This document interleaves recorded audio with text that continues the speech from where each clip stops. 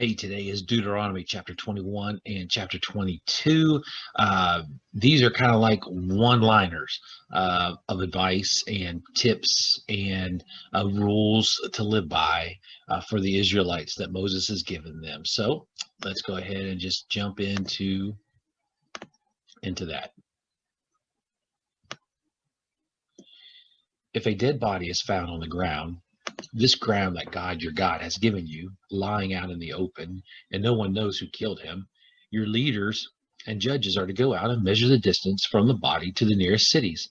The leaders and judges of that city, of the city that is nearest the corpse, will then take a heifer that has never been used for work, never had a yoke on it. The leaders will take the heifer to a valley with a stream, a valley that has never been plowed or planted, and there break the neck of the heifer. The Levitical priests will then step up.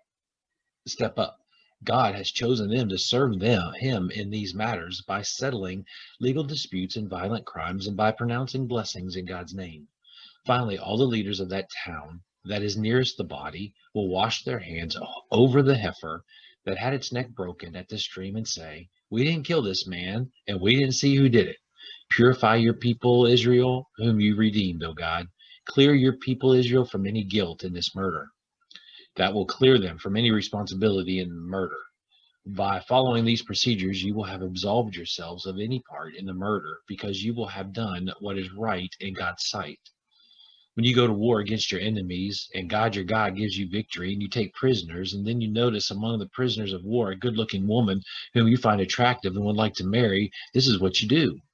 Take her home, have her trim her hair, cut her nails, discard the clothes she was wearing when captured. She is then to stay in your home for a full month, mourning her father and mother. Then you may go to bed with her as a husband and wife. If it turns out you don't like her, you must let her go and live wherever she wishes. But you can't sell her or use her as a slave since you've humiliated her. When a man has two wives, one loved and the other hated, and they both give him sons, but the firstborn son is the hated wife. At the time he divides the inheritance with his sons, he must not treat the son of the loved wife as the firstborn, cutting out the son of the hated wife, who is the actual firstborn. No, he must acknowledge the inheritance rights of the real firstborn, the son of the hated wife, by giving him a double share of the inheritance. That son is the first proof of his virility. The rights of the firstborn belong to him. When a man has a stubborn son, a real rebel who won't do a thing his mother and father tell him, and even though they discipline him, he still won't obey, his father and mother shall forcibly bring him before the leaders at the city gate and say to the city fathers, "The son of ours is a stubborn rebel. He won't listen to a thing we say. He's a glutton and a drunk." Then all the men of the town are to throw rocks at him until he's dead. You have you will have purged the evil pollution from among you. All Israel will hear what's happened and be in awe. When a man has committed a capital crime, been given the death sentence, executed and hung on a tree, don't leave his body hanging overnight from the tree. Give him a decent burial that same day so that you don't desecrate your God-given land. A hanged man is an insult to God. If you see your kinsman, ox, or sheep wandering off loose, don't look the other way as if you didn't see it. Return it promptly. If your fellow Israelite is not close by, or you don't know whose it is, take the animal home with you, take care of it until your fellow asks about it. Then return it to him. Do the same if it's his donkey, piece of clothing, or anything else your fellow Israelite loses. Don't look the other way as if you didn't see it. If you see your fellow's donkey or ox injured along the road, don't look the other way. Help him get it up and on its way. A woman must not wear a man's clothing, and a man nor a man woman's clothing. This kind of thing is an abomination to God your God. When you come across a bird's nest alongside the road, whether in a tree or on the ground, and the mother is sitting on the young or on the eggs, don't take the mother with the young. You may take the babies, but let the mother go so that you will live a good and long life. When you build your house, make a parapet around your roof to make it safe so that someone doesn't fall off and die and your family become responsible for death. Don't plant two kinds of seed in your vineyard. If you do, you will forfeit what you've sown and total production of the vineyard. Don't plow with an ox and a donkey yoked together. Don't wear clothes of mixed fabrics, wool and linen together. Make tassels on the four corners of your cloak to cover yourself. If a man marries a woman, sleeps with her, and then turns on her, calling her loose, giving her a bad name, saying, I married this woman, but when I slept with her, I discovered that she wasn't a virgin. Then the father and mother of the girl are to take her with the proof of her virginity to the town leaders at the gate.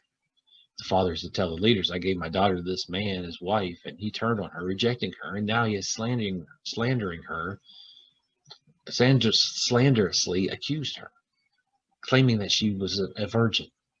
But look at this. Here is the proof of my daughter's virginity. And then he is to spread out her blood-stained wedding garment before the leaders for their examination. The town leaders then are to take the husband, whip him, fine him 100 pieces of silver, and give it to the father of the girl. The man gave a virgin girl of Israel a bad name. He has to keep her as his wife and can never divorce her.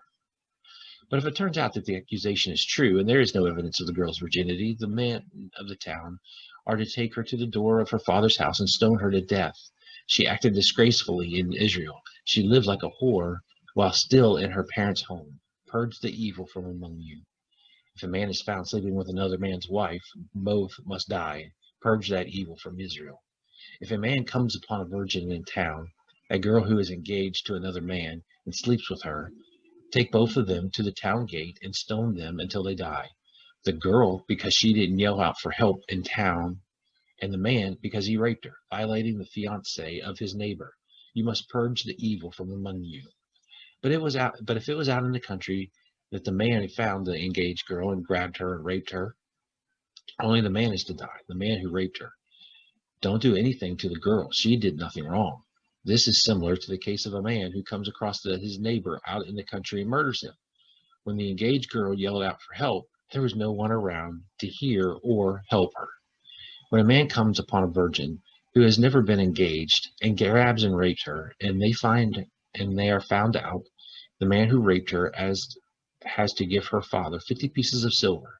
He has to marry her because he took advantage of her, and he can never divorce her. A man may not marry his father's ex-wife. That would violate his father's rights. So we see a bunch of one-liners going on. But you also have to realize that the Israelites don't have the Holy Spirit in them, living in them like we do. So God's laying out these laws and these decrees and these tips and instructions to help them, to guide them. But you see, still there's some things that are crazy, but then you see some other things that underline that are just good. You help your neighbor out. You do what you can. You get their animals back to where you need them. You do those things. And so it's important for us to still do that today. Well, you look out for our neighbors, take care of them. Have a great day.